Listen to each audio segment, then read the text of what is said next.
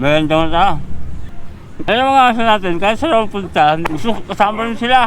Pero magbubanda ko. Ngayon to, gusto ko kasama sa eksena. Kaya dito ako sa surf mag-comment lagi. Kasi pag sa baba ako, nakapalibot. Hindi tayo makapag-vlog ng maayos. Dami natin ginawa na naman maghapon.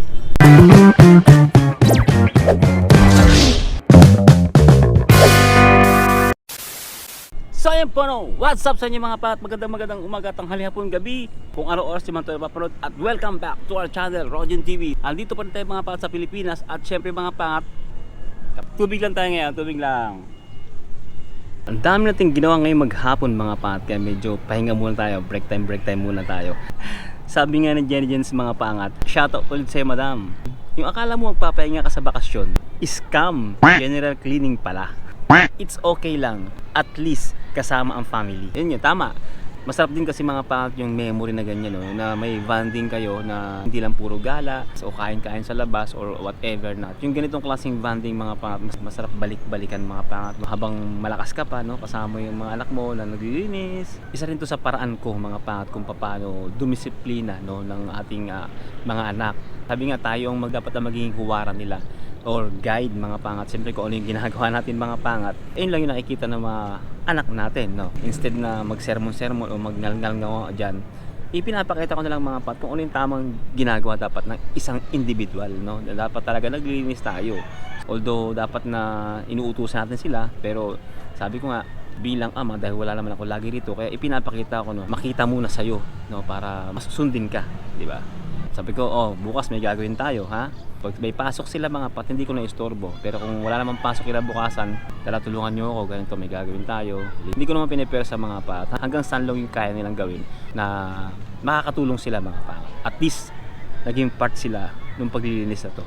Or nung bahagi ng mga ginagawa namin sa bahay mga pangat. Yun. Actually, ang ginawa natin mga pat ngayong maghapon, yung una, umaga pa lang mga pat, is lagyan natin ng connection ng tubig mga pat, yung kanyang washing machine. Mula dun sa labas, papunta dun sa laundry area mga pangat. Kasi ang washing machine ng nanay ko, actually binili yun ng pamangkin natin mga pangat. Hindi pa siya automatic mga pangat. Kaya kinakailangan mong lagyan ng tubig, di ba? So wala pa siyang connection. Ang ginawa ko, nilagyan ko ng connection para on off na lang. Magre-refill na ng tubig mismo dun sa washing machine. Ayun yung ginawa natin mga pangat. Medyo natagalan tayo, nabot tayo ng tanghali. Siyempre, habang nandito tayo sa Pilipinas, iparamdam natin mga pangat yung ating pagmamahal sa ating mga magulang. Sabi nga sa Biblia mga pangat, utos yan mga pangat, no, ng ating Diyos na Ama na sa langit, na igalang mo ang iyong mga magulang, no, para magkaroon ka ng mahabang buhay at masaganang buhay sa lupa. Kailangan natin to respect, no, because of love. At huwag natin kalilimutan yun bilang anak. At syempre hindi natin na-vlog yun mga pangat dahil mabilisan, kasi inisip ko marami akong gagawin ngayon. Tapos lately nung nagpuputol na ako nito, yung paso na plastic, pinuputol ko na yan. Yan, yung pinuputol ko na yan. Sabi ko mag-video nga ako, kahit clips lang.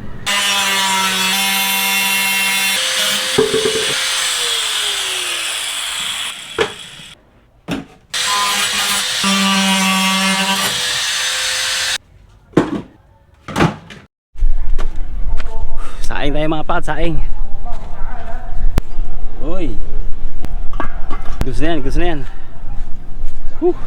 Tapos ngayon, naisip ko, magtitina-tinapay ka rito. Naisip ko na, mag-vlog na. Diretsoy na to. I-content na. And then pagkatapos ng mga pat, nag-release tayo ng filter. Filter ng ating tubig. Kasama natin yung gusto natin mga pangat. Dudurog siya po. Ha? Dudurog.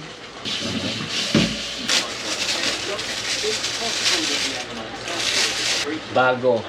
Luma. Para di mag-agos ng tubig. Yan yung tatlong pinalitan natin, oh. Sobrang dumi na, no?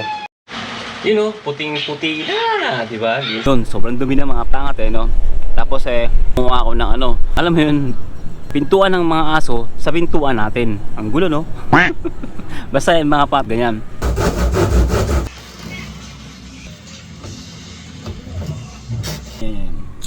Kasi yan mga pangat, pag pinapakain namin yan, sobrang siba niyan. Lakas lumamon yan. Lakas, oh. Sobrang siba niyan. Kahit gulay, hindi pinapatawad yan mga pangat. Ganyan kalupit niya kumain. Diba? Yan. Ay nako, hindi niya inubos yung pagkain dyan. Titibaan niya pa yan, oh. Ganun kasiba mga pangat pag kumakain yan. Ang ginagawa namin, sinasara namin yung pinto mga pangat. Pagka hindi mo sinara yung pinto, kakainin yung tatlong pagkain. Kasi itong dalawang to, yan. Okja, ito girly. Ito naman si Leia. Yung si girly tsaka si Okja, malakas din sila kumain pero hindi na kayang ubusin yung isang mangkok. Pero ito mga pangat si Leia, yung askal. Grabe yan, walang pinapatawag dyan. Kahit luya, gulay, carrots, kahit ano. Ganun siya kalupit. Anyway mga pangat, no? Mauling na. Para maubos yung panggatong. Ay, ito na. Shout out si Ate. Yun. Walang garapeta yan. Walang uto. Shout out kay ate ko. So yung mga pangat, hindi natin itong medyo naasikaso ngayon kasi lagi tayo nasa baba. Pero may nagsabi sa kanya, sa misis mga pangat na baka pwedeng hingiin kung ayos-ayos pa dahil magagawa daw siya ng kulungan ng aso. So pipili tayo mga pangat, pwede pa yung yan. Kasi kumbaga parang naulan at naarawan siya. Pangat lang tingnan sa labas pero yung loob niya solid pa. Ibibigin natin yung mga goods pa pero yung ampaw na talagang papanggato natin. Syempre shoutout nga pala kay Kuya Millen Canada. Sayang yung kahoy kapangat. Ang mahal pa naman ng kahoy. Takpan ng trapal. Salamat sa concern mo sir at talaga namang mahal ang kahoy ngayon. Pero actually itong mga kahoy na to is coco lumber naman siya. So iba talaga na nalagari na natin, no. Yan solid. Itim lang yung ano niya, parang kumbaga sa akin. Solid pa mga pangat yung iba, no. May itim lang kasi nga natigid-tib. Hindi naman lahat ganyan. Yung iba talaga ampaw na may kagaya nito. So ampaw na rin talaga. Hindi na talaga pwedeng panukod pag nag-slab, no, or in God's will, no. Siyempre kung biniyaan tayo ng malupit na blessing ng Panginoon, mapagawa natin to, no. So hindi na to siya pwedeng pang support sa slab. Marami pa nga to, no, you know. Anyway, shoutout sa iyo sir. Maraming salamat sa concern mo at siyempre sa iyong comment, no. Maraming salamat. Na-appreciate ko 'yun. Kahit talagang tayong mga nag-abroad, kumbaga tayo kasi nakakaranas eh. Kaya andun pa rin yung kailangan talaga magtipid, no? Magpapagawa man tayo, halimbawa, bibili talaga tayo ng bago para matibay. Tapos lesson learned to, pagka baklas at hindi na gagamitin, ipo-for sale ka agad ng mababang presyo. Bagsak presyo na para ma-dispose lang mga pangat. Girling namin, tababoy. Ten. Ay, nakikisaya naman to. Wag ka masyadong maano sa aso nga pala, kasi yung rabies baka ano. Napatulukan na po sila. Mga pat, alam niyo ba? Ngayon ko lang nalaman mga pangat, no, sa tinagal-tagal kong nabubuhay dito sa Pilipinas. Nung nakaraan, 2 weeks ago na nakakalipas, pumunta kami ng ng Alabang mga pangat.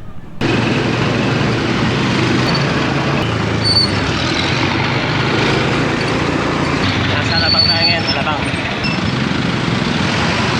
Traffic still, mga pangat. Tricycle, wheel. Traffic.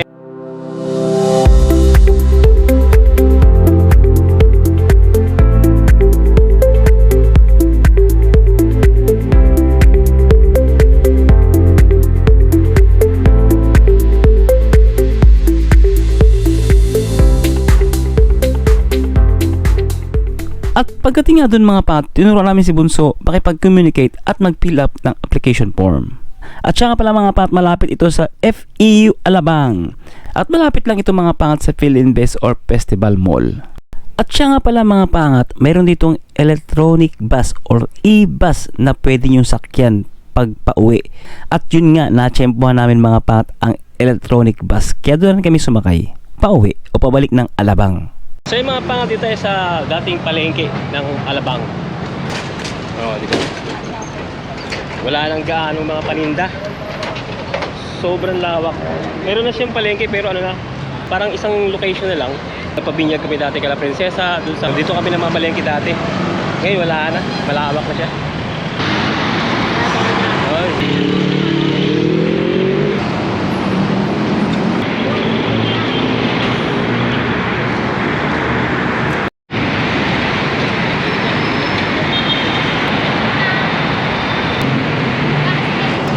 Too much wire. Dapat na. Ay, abot kamay mo na eh. Delikado. Mga pangat, kapaw. Mami, 35. Sa piraso. Dito tayo sa bigutan ngayon, sa bigutan. Bigutan. Gutom na. Kung ano yung ginawa namin sa lugar na yun mga pangat.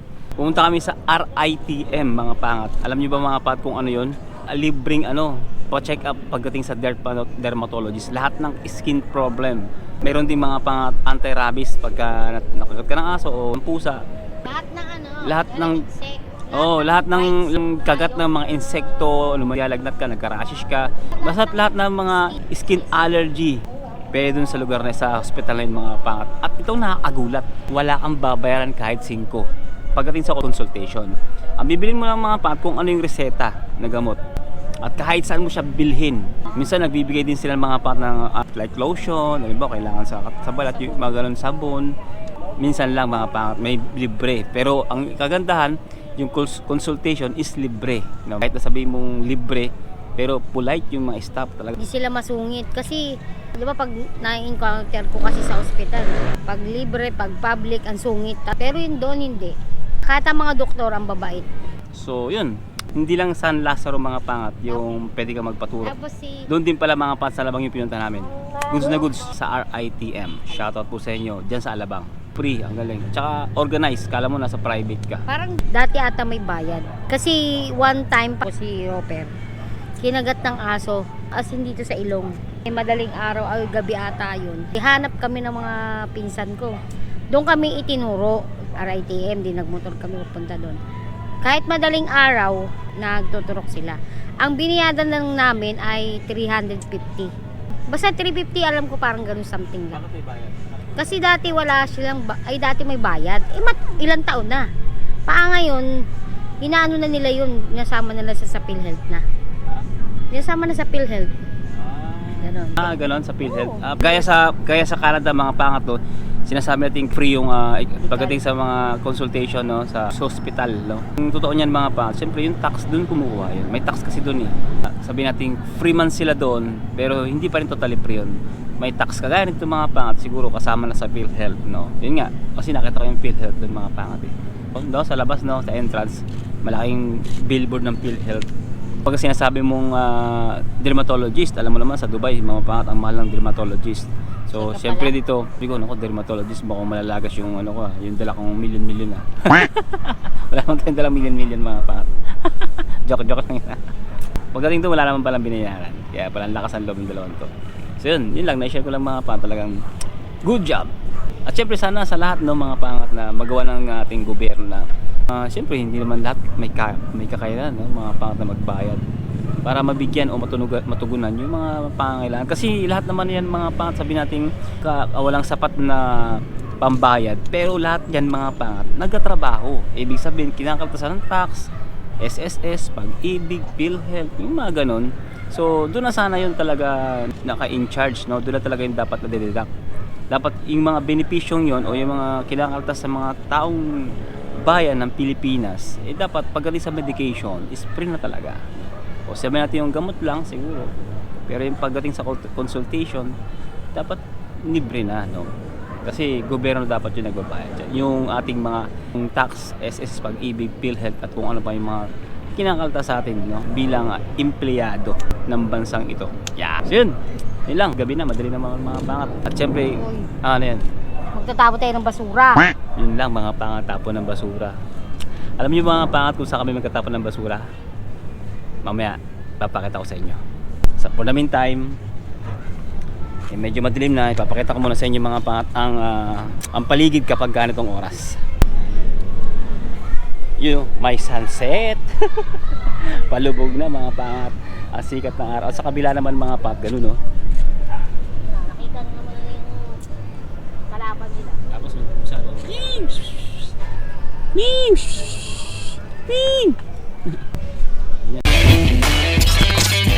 So yung mga pangat, natapaw kami ng basura. Andun lang sila sa labas. Tara, punta natin. No? So yun, dito tayo mga pangat. Bagahe. Pilipinas, tapong basura, ang layo eh. Ang layo magtapon ng basura. Maglalakad ka pa, ilang kilometro. Ayun o.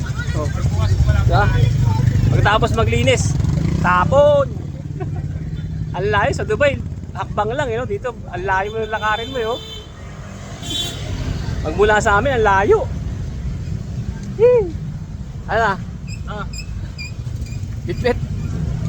Tapos makikipagpentero ka pa rin sa mga sakyan, no? Yee!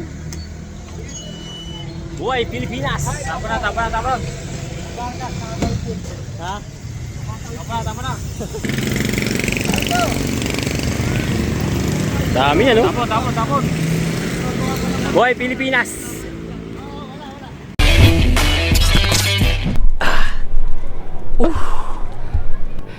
Medyo napagod tayo dun kasi naglakad tayo ng ilang, siguro mga 7 minutes mga pangat mula sa amin papunta ron tapos pabalik no mga pangat. Ikot-ikot pa sana kami pero sabi ko bukas na lang kasi medyo pagod na rin, maraming ginawa ngayon maghapon mga pangat. Siyempre ligo-ligo muna sila, ako mamaya na ako maliligo, pahinga muna tayo mga pangat. Ganun yung sistema mga pangat dito sa Pilipinas sa mga hindi na umuwi no, ng Pilipinas. Ewan ko lang sa ibang lugar mga pangat pero dito mga pangat sa Taguig, dito mga pangat sa Upper Bicutan sa lugar namin, ganun mga pangat yung sistema ng pagkatapon ng basura. Unlike mga pangat sa Dubai no, nung tatapon tayo ng basura, bababa lang tayo mga pangat sa building and then tatapon natin doon mga pangat. Pero yung ibang mga pangat meron namang yung building meron ng butas mga pangat, parang basta ganun, hinuhulog na lang mga pangat no, so diretso na ganun, napaka easy. Pero dito mga pangat ganun talaga. Pero pagka naabutan mo naman mga pangat yung truck ng basura na antabayan mo, mo ka lang sa umaga, sa hapon, ganun. Hindi ko alam kung kailan pero yung mga anak natin mga pangat alam nila kung kailan. Kaya lang minsan nasa school sila, so hindi ko na mamalayan mga pangat, minsan tulog pa tayo no? At saka talagang sobrang dami, sako-sako mga pangat. So ganun yung sistema mga pangat. Anyway, mayroong buwan na nakadungaw no? Half moon, may half moon na nakadungaw, marapit na yata mag-Ramadan mga pangat no? By February I think, hindi ko lang sure. So yun, bago natin tapusin itong vlog ito mga pangat, syempre shoutout muna tayo. Syempre shoutout kay Michael Fernandez 5935. Sabi niya, enjoy sir, pa shoutout next video. Sana nag-i-enjoy. Hindi, nag-i-enjoy naman tayo mga pangat no? Nag-enjoy tayo magpinlis-lis ng mga kalat-kat. Siguro talaga, kailangan natin syempre maglinis-lis ng mga pangat no? Kung sa Dubai nga nagme-maintenance tayo, syempre how much pa kaya yung sarili nating bahay hindi natin i-maintain no mga pangat. Yun. So yun mga pangat, maraming salamat sa pagsama sa amin, sa pagsama sa akin actually mga pangat sa buong maghapon no. Raw vlog lang tayo itong mga pangat sa Pilipinas At maraming salamat sa mga support at sa mga nagko-comment. Shoutout sa inyo. At syempre shoutout sa iyo Sir Glenn. Maraming salamat sa yung mga damit na ibinigay at talaga namang nagagamit namin at everything. Yun. Syempre think positive lang, good vibes. God bless you all sa lahat ng pagsubok at tagumpay. To God be the glory and see you in the next one mga pangat. God first, always. Bye bye. Go! Hindi na tayo nakakapag-ahit